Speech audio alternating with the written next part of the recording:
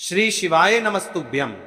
हर हर महादेव भक्तों, जैसा कि आप सभी लोग जानते हो कि 29 अक्टूबर 2025 यानी कि गुरुवार वाले दिन इस पवित्र कार्तिक माह के कृष्ण पक्ष की अष्टमी तिथि पड़ रही है। और यहां कोई साधारण अष्टमी नहीं है महाराज, ये गोपा अष्टमी तिथि है जो केवल वर्ष में एक बार ही आती है। इस तिथि का सबसे बड़ा और विशेष योग बताया जाता है। ऐसा कहा जाता है कि इस दिन किए जाने वाले यह कार्य, यह उपाय, यदि घर की कोई भी माता बहन या घर का कोई भी एक सदस्य इन उपायों को करता है, अपने घर में इन छोटे छोटे कार्यों को करता है, उसे घर में सदैव धन धान्य में वृद्धि होती है, माता लक्ष्मी का स्थायी वास होता है और जीवन में चल रही सारी समस्याएं समाप्त होती है। 29 अक्टूबर गुरुवार वाले दिन महाराज आपको विशेषकर इन उपायों को करना है। यदि आपका बेटा बेटियों का विवाह नहीं हो पा रहा है, विवाह में अड़चन आ रही है और आप चाहते हैं कि देवउठनी 11 के पश्चात आपको कोई खुशखबरी मिले, उनका विवाह हो या आपके जीवन में धन की समस्या है, पैसा हाथ में आते से ही चला जाता है, तो आपको गोपाष्टमी वाले दिन क्या करना है, क्या नहीं करना है, या संपूर्ण बातें आज की इस उपाय विधि में हम बताएंगे। वीडियो को आपको अंतिम तक देखना है। आपको गौ माता के गोबर से कहां पर लेपन करना है, अपने घर के माता तुलसी कुंड के समक्ष क्या करना है, 365 बत्ती वाला दीपक आपको कहां पर प्रज्वलित करना है, किस प्रकार करना है, किस समय करना है, मुहूर्त कौन सा है, एक मुट्ठी नमक से किया जाने वाला टोटका जिससे शत्रुओं का सर्वनाश होता है, संपूर्ण उपाय विधि। तो चलिए अब चलते हैं हम उसे विशेष उपाय की तरफ। गोपाष्टमी वह पवित्र तिथि है जब भगवान श्री कृष्ण ने पहली बार गायों को चराना आरंभ किया था। इस पर्व में गायों का स्नान, श्रृंगार और पूजा अर्चना की जाती है। शास्त्र कहते हैं कि गाय में सर्वदेवमयी शक्ति निवास करती है। गाय का पालन पोषण करना और उसकी सेवा करने से पापों का नाश तथा जीवन में समृद्धि आती है। भक्तों, इस बार गोपाष्टमी का जो योग बन रहा है वह बहु विशेष है। सप्तमी, अष्टमी, मंगलवार आदि के संयोजन जैसी ही पवित्र परिस्थिति बन रही है। आपने बताया कि कई शुभ योग हैं ऐसे दिनों में, छोटे छोटे उपाय भी गति से और गुना गुना होकर फल देते हैं। 365 बत्ती वाला उपाय, महाराज ऐसा कहा जाता है कि जो मनोकामना बड़े बड़े पूजा पाठ अनुष्ठान से पूर्ण नहीं होती, वो केवल इस 365 बत्ती दीपक वाले उपाय को करने से पूर्ण हो जाती है। यदि जीवन के अंतिम चरण पर हो, रोज शिव मंदिर जाते हो, शंकर को जल समर्पित करते हो, पूजा पाठ करते हो, फिर भी आपके जीवन में चल रही सारी समस्याएं समाप्त नहीं होती हैं, तो महाराज इस 365 बत्ती दीपक वाले उपाय को आपको करना है। देखिए, विशेषकर कार्तिक मास है और बुधवार का दिन है और इस दिन अष्टमी तिथि है, गोपाष्टमी, जो केवल वर्ष में एक ही बार आती है। तो इस दिन किए जाने वाले छोटे से छोटे उपाय का फल 100 गुना बढ़कर प्राप्त होता है। देखिए, इस उपाय को किसको करना है, सबसे पहले हम इस बात को जान लेते हैं। देखिए, इस उपाय को घर का कोई भी व्यक्ति करना है, सकता है, लेकिन यदि घर में कोई बड़ी माता बहन है जो पूजा पाठ सबसे पहले करती है, तो यदि घर का कोई मुख्य सदस्य या मुखिया इस उपाय को करे तो और भी अच्छा है। बाकी यदि कोई भी घर का सदस्य कर रहा है अपनी कामना के लिए तो वो भी कर सकता है। अब महाराज ध्यान से सुना, हम चल रहे हैं 365 बत्ती दीपक वाले उपाय की तरफ। ये उपाय 365 बत्तियों वाला दीपक है, अर्थात वर्ष के प्रत्येक दिन के लिए एक एक लौ का प्रतीक। परंतु व्यावहारिक कारणों से यदि आप एक ही बड़ा दीपक नहीं बना सकते तो 5-6 बड़े दीपकों में कुल मिलाकर 365 बत्तियों का आयोजन करके लिए सकते हैं। लक्ष्य एक ही है, लगातार लगातार और समर्पित प्रकाश जो घर की नकारात्मकता को भस्म कर दे। क्यों? 365 बत्ती शास्त्र के अनुसार 365 का अर्थ है साल भर की निरंतरता, पूर्णता और संपूर्ण जीवन चक्र। जब इस प्रतीकात्मक प्रकाश को समर्पित किया जाता है तो यह संकेत भेजता है कि हमारा घर वर्ष भर के लिए दिव्य, शुद्ध और संपन्न रहेगा। सामग्री क्या क्या चाहिए, संपूर्ण सूची, बड़ी बड़ी मिट्टी धातु के दीपक या बड़े प्लेट्स जिनमें कतार से बातियां लग सके। यदि आप एक दीपक में 365 बाती नहीं रख रहे हैं तो 5-6 बड़े दीपक लें, हर दीपक में 60-80 बाती रखें, कुल मिलाकर 365 के करीब पहुंचे। घी, गाय का घी यदि उपलब्ध हो सर्वोत्तम। अन्यथा तिल का तेल, लंबी सूती बातियां, रुई 365 संख्या के हिसाब से तैयार सुपारी, अक्षत, चावल, हल्दी, चंदन, गुलाब जल, लाल वस्त्र का टुकड़ा, फूल, नैवेद्य, मिठाई, कपूर, अगरबत्ती, गोमूत्र, गोबर, विशेष रूप से शुद्ध गोबर, सुबह सुबह तुलसी कुंड के लिए एक छोटी कटोरी शुद्ध नमक, मुट्ठी भर शत्रुनाश के लिए, यदि संभव हो तो तुलसी की कुछ ताजी पत्तियां कहां और कैसे रखें, स्थान निर्धारण आपको तुलसी कुंड के लिए नमक मुट्ठी, 5-6 प्रमुख स्थान चिन्हित करने हैं जहां आप बड़े बड़े दीपक रखेंगे, जैसे गौ माता के समक्ष। यदि घर में गौ माता मौजूद हो अथवा आप किसी गौशाला के समीप जा रहे हो, पहला और प्रमुख दीपक मंदिर पूजा स्थान, घर का मुख्य मंदिर, दूसरा दीपक तुलसी कुंड के पास, तीसरा दीपक तिजोरी धन रखने के स्थान के पास, चौथा दीपक मुख्य द्वार के समीप आगमन द्वार, पांचवा दीपक यदि विवाह संबंधी बाधा है तो एक दीपक विवाह स्थान या परिवार के मुख्य सदस्य के कक्ष के निकट रखें। ध्यान, यदि आप गांव गौशाला में जाकर गोपालों के समक्ष दीपक जला पा रहे हैं तो गौमाता के समक्ष दीपक अवश्य वहीं बलिदान करें, इससे फल और भी तेज आता है। विधि सुबह स्नान करके स्वच्छ वस्त्र धारण कर लें, मंदिर को साफ करें, तुलसी को शुद्ध करें, 5-6 बड़े दीपक स्थान तय कर लें और हर स्थान पर बड़े बड़े दीपक रखें। प्रत्येक दीपक में घी तेल भरे बाती लगाएं। यदि बातियां 365 तक नहीं पहुंचा पा रहे तो 5-6 दीपकों में बांट दें। पूजा मंच पर बैठते हुए हाथ जोड़कर और मन शांत कर पहले गोमाता के चरणों में फूल प्रसाद अर्पित करें। पहले दीपक गोमाता के समक्ष को प्रज्वलित करते हुए बोलें, गोमाता ये नमः। हे गोमाता, ये दीप हम आपकी सेवा और आशीर्वाद हेतु अर्पित करते हैं। कृपा करके हमारे घर को दैवीय सुख और समृद्धि दें। क्रमशः प्रत्येक स्थान के दीपक जलाएं। हर बार 3 बार छठी मैया, गायत्री, देवी, श्री गणेशाय नमः जैसे संक्षिप्त उच्चारण करें। आपके स्थानिक परंपरा अनुसार जब सारे दीपक जल जाएं तो 5-10 मिनट मन मंत्र में बैठकर ध्यान करें। दीपों की लौ को देखिए और मन में अपनी प्रमुख मनोकामना स्पष्ट रखें। अंत में प्रत्येक दीपक के पास हल्का सा अक्षत और पुष्प समर्पित करें। यदि आप एक दीपक में 365 बाती नहीं रख सकते, वैकल्पिक तरीका 5-6 बड़े दीपक लें।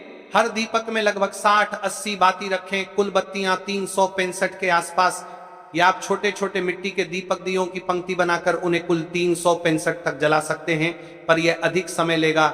यदि संसाधन कम हो तो कम बातियों वाले दीपक लें, पर उसे 7 दिनों तक रोज जलाकर रखें। पर परंपरा में आज का दिन एकदम विशेष है, इसलिए संकल्प के साथ आज ही अधिक संख्या में बत्तियां जला पाना श्रेष्ठ है। गौ माता के गोबर से तुलसी कुंड पर लेपन, आध्यात्मिक कारण, गोबर में गौमाता की पवित्रता निहित है।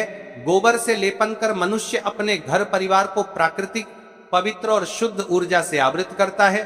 गोपाष्टमी पर गोबर से तुलसी कुंड के चारों ओर या पर नहलाने, लेप करने से घर पर रक्षा कवच बनता है। सामग्री व तैयारी: शुद्ध गाय का गोबर ताजा और साफ छोटी सी चिकनी पेस्ट तैयार करने के लिए थोड़ा साबुत गोमूत्र, यदि उपलब्ध हो 1-2 चम्मच हल्का सा पानी या गुलाब जल, एक साफ कपड़ा, ब्रश विधि चरणबद्ध। गोबर को एक साफ पात्र में लें, उसमें थोड़ा जल मिलाकर हल्का सा पेस्ट तैयार करें। यदि गुलाब जल डालेंगे तो पवित्रता और सुगंध दोनों बनेंगी। तुलसी कुंड के चारों ओर या तुलसी के तने पर हल्का सा लेप करें। ध्यान रहे कि आप पत्तियों पर अधिक ना लगाएं, पत्ती को नुकसान नहीं पहुंचे। लेपन करते समय कहें, गौ देवी नमः। यह हमारा श्रद्धा अर्पण है, हमारे घर को सुरक्षिता और समृद्धि दे। यदि आपके पास तुलसी कुंड नहीं है तो आप घर के पूजा स्थान के समीप तुलसी की प्रतिमा या तुलसी के दिए के पास ही गोबर लेप कर सकते हैं। चेतावनी: गोबर लेपन के बाद उससे जुड़े कपड़े अलग रखें, हाथ धुलें। सामाजिक सरोकार का ध्यान रखें। यदि घर में कोई संवेदनशील सदस्य है तो पहले सलाह ले लें। मुट्ठी नमक का शत्रुनाश, नमक शुद्धि और अवशोषण का प्रतीक माना गया है। परंपरा में कहा जाता है कि मुट्ठी भर नमक लेकर घर से बाहर एक चक्कर लगाने और उसे बाहर फेंक देने से नकारात्मक ऊर्जा बाहर निकलती है और शत्रु विक्षेप का असर घटता है। सामग्री: एक मुट्ठी स्वच्छ नमक, सादा शुद्ध, एक फटे साफ कपड़े का छोटा टुकड़ा। नमक बांधने के लिए विधि: रात्रि में सभी परिवार के सदस्य सोने के बाद या घर शांत होने के बाद कोई श्रद्धालु व्यक्ति बाहर जाए, हाथ में मुट्ठी नमक लेकर घर के चारों दीवारों द्वारों के बाहर एक एक चक्कर लगाएं बाहरी मार्ग पर, और हर दिशा पर नमक की थोड़ी थोड़ी मात्रा जमीन पर छिड़कें, कहते हुए बोले जो भी बुरी दृष्टि, टोना टोटका, शत्रु प्रभाव है वह नमक के साथ बाहर चला जाए, हमारे घर में शांति और समृद्धि बनी रहे। नमक को खुले में फेंके, कूड़े में नहीं। यदि संभव हो तो बहते जल में या नाली किनारे फेंक दें। सावधानी, नमक फेंकते समय किसी की संपत्ति पर न फेंके, न किसी पवित्र स्थान को दूषित करें। अब चलिए हम जानते हैं 3 शुद्ध आटे की दीपक के उपाय के बारे में। 3 आटे के दीपक सामग्री। गेहूं के आटे से 3 छोटे दीपक बनाएं। घी, तेल, बाती स्थान। एक दीपक मंदिर के सामने, दूसरा तिजोरी या धन के पास, तीसरा तुलसी के पास रखें। विधि दीपक जलाकर मन में एक एक प्रमुख मनोकामना रखें। प्रथम धन समृद्धि, द्वितीय शत्रु विनाश, तृतीय परिवार में शांति। तीनों पर 3 बार श्रीं ह्रीं महालक्ष्मी नमः का उच्चारण करें। 11 चावल के दानों का समर्पण। 11 अक्षत चावल को हाथ में लेकर देवों को समर्पित करें। यदि मंदिर में हो तो भगवान के चरणों में रखें। यदि घर में पूजा कर रहे हो तो तुलसी कुंड या दीपक के पास डाल दें, कहते हुए बोलें यह 11 अक्षत मैं अपना नाम, अपने कुल परिवार की समृद्धि हेतु अर्पित कर रही हूं। हे देवी देवता हमारी रक्षा करें। जब आप 365 बत्तियों पास करता है, जब 365 बत्तियों करने के लिए जा करने लाग रहा हो, नवांतरवा करने के लिए जब 365 का दीपक प्रज्वलित कर रहे हो तो निम्न मंत्रों का स्मरण करें। प्रत्येक दीपक प्रज्वलित करते समय सरल उच्चारण गो गवाम वहनम 3 बार, सभी दीपक जल जाने के बाद समापन में 11 बार बोले। श्री ह्रीं महालक्ष्मी नमः शत्रु समर्पण के बाद नमक फेंकते समय बोले नमः शिवाय। 9 बार यह मंत्र विधान भक्त श्रद्धा के अनुरूप है। आप अपने पारंपरिक मंत्रों का भी प्रयोग कर सकते हैं। देखिए अब जान लेते हैं कौन से उपाय को किस समय करना है। आपने समय विवरण भी साझा की। गोपाष्टमी इस वर्ष 29 अक्टूबर की सुबह से प्रारंभ होकर 30 अक्टूबर की सुबह तक चलती है।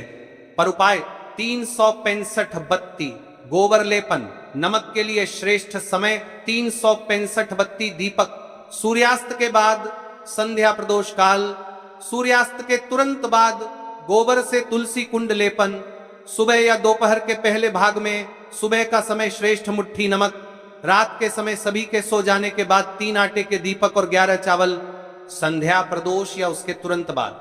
यदि आप सब कुछ एक ही शाम करना चाहते हैं तो संध्या प्रदोष काल सूर्यास्त के बाद उत्तम है, पर गोबर लेपन सुबह किया हुआ रहे तो अधिक शुभ। भक्तों इस समर्पित अनुष्ठान से आप देखेंगे लक्ष्मी का स्थायी निवास घर में सूक्ष्म संकटों के बाद भी, व्यापार नौकरी में वृद्धि, अचानक नए अवसर, सौदे और संपन्नता आने लगती है। शत्रु प्रभाव में कमी, आपको तनाव और नकारात्मकता का कम अनुभव होगा। पारिवारिक सौहार्द घर में, प्यार व शांति बढ़ेगी। विवाह संबंधी बाधाओं का शमन, यदि शादी में अटकन है तो उस पर प्रभाव देखा जाता है। ध्यान रखें परिणाम श्रद्धा पर निर्भर करते हैं, परंतु इस दिन और इस विधि का प्रभाव सामान्यतः तीव्र और तेज होता है।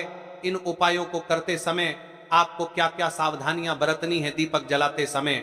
अग्नि सुरक्षा का ध्यान रखें, बच्चों को दूर रखें, गोबर लेपन करते समय साफ सफाई रखें, पशु संबंधित नियमों का पालन करें।